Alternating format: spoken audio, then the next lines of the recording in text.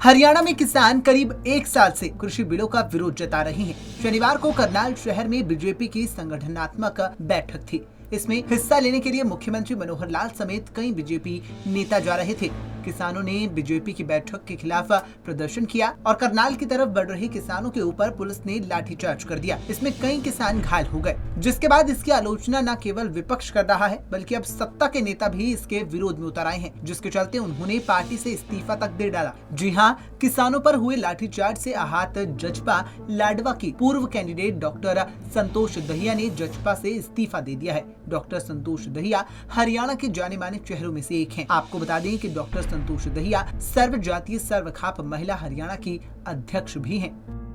नहीं, मैं शुरू से ही जुड़ी हुई हूँ और हमारी कोशिश थी, क्योंकि दुष्यंत जी का भी ये बयान आया बार बार कि हम प्रधानमंत्री जी से बात कर रहे हैं, हम गृह मंत्री जी से बात कर रहे हैं। मुझे लगा कि कहीं ना कहीं ये सॉल्व हो जाएगा, क्योंकि मैं भी चाहती थी कि मध्यस्थता होके इस मामले का सॉल्यूशन हो जाना चाहिए था, लेकिन अब तक हुआ नहीं।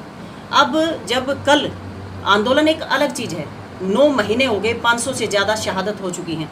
उसके बावजूद कल जो बस्ताड़ा टोल पे हुआ, जबकि मुख्यमंत्री का प्रोग्राम 15 किलोमीटर दूर था बस्ताड़ा टोल से, वो लोग निहत्थे थे, उनके ऊपर इस तरह से लाठियां बरसाना कहाँ तक उचित है?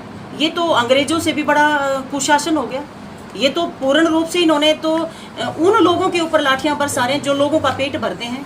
मैं उन लोगों को ये कहना चाहती हूँ, 2 दिन भूखा रह के तो देखें। और आज जब कोरोना में सब कुछ खत्म हो गया, उसके बावजूद भी किसानी चल रही है।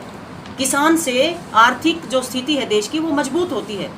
और इन्होंने कहा कि हम जो कॉन्ट्रैक्ट फार्मिंग कर रहे हैं कि भाई एसडीएम के पास किसान शिकायत लेके चला जाए तो वहाँ पे उसको न्याय मिलेगा। मैं केवल आपका ध्यान आकर्षित करना चाहती हूँ, कल एसडीएम ने क्या कहा कि लाठियाँ मारो, इनके सिर फोड़ो। ये वीडियो खूब वायरल हुई है, आप लोगों ने भी देखी होगी। जो एसडीएम ड्यूटी मजिस्ट्रेट जो ये कहता हो कि इनके सिर फोड़ो, लाठियाँ मारो, क्या उनसे किसी न्याय की उम्मीद की जा सकती है? ये लोग बोलते हैं कि वो लोग न्याय करेंगे अगर आपके साथ कोई नाइंसाफी होती है। तो मैं तो बेहद आहत हूँ, इसलिए मैंने ये निर्णय लिया है कि आज जेजेपी पार्टी से मैं पूर्ण रूप से अपने आप को अलग कर रही हूँ।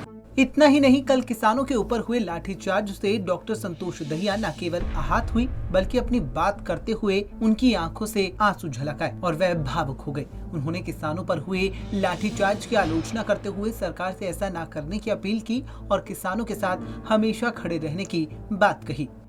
क्या वो देश के लोग नहीं है? क्या उनको अधिकार नहीं मिला?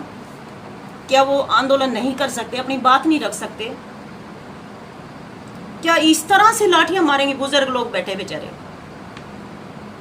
इनको जरा सी लज्जा नहीं आ रही कि ये क्या कर रहे हैं। तो मैं इससे बेहद दुखी हूँ। मेरी किसी से बात नहीं हुई है।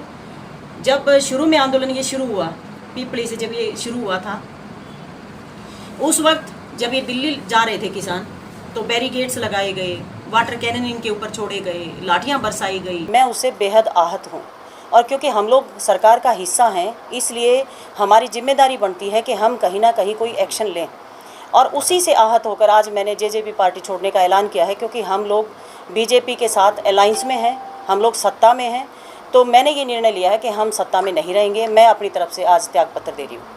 आपको बताते चले कि किसानों के ऊपर हुए लाठीचार्ज के बाद जहां एक और डॉक्टर संतोष दहिया ने जजपा से इस्तीफा दे दिया है, तो वहीं जननायक जनता पार्टी में राष्ट्रीय कार्यकारिणी के सदस्य और 4 जिलों कैथल, कुरुक्षेत्र, करनाल, अंबाला की वह महिला प्रभारी भी रही हैं। डॉक्टर संतोष दहिया ने किसानों पर हुए लाठीचार्ज की कड़े शब्दों में निंदा की और किसानों पर हुए लाठीचार्ज से आहत होकर जजपा से इस्तीफा दे दिया है। पंजाब केसरी टीवी के लिए कुरुक्षेत्र से अशोक यादव की रिपोर्ट।